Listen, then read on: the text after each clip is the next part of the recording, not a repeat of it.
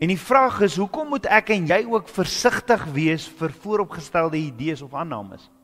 Hoekom moet ons so versigtig wees tot gevolgtrekking spring?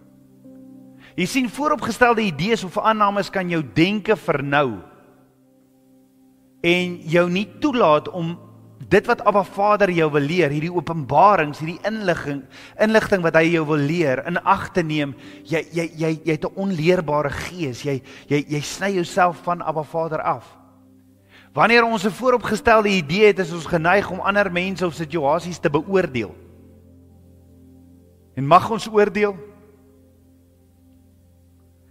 Ons beoordeel met 'n beperkte lens.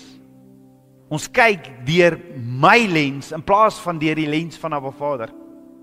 En dit lei tot misverstande, dit lei tot diskriminasie en die bevordering van negatiewe stereotypes.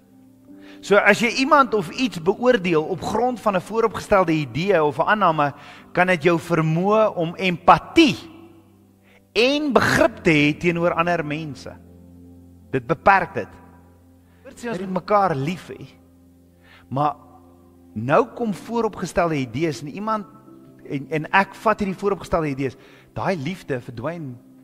Dit raak jou enemy, die persoon in die kerk. En dis wat verhoudings beïnvloed. Dis die taktiek van die vyand. Dis wat hy doen.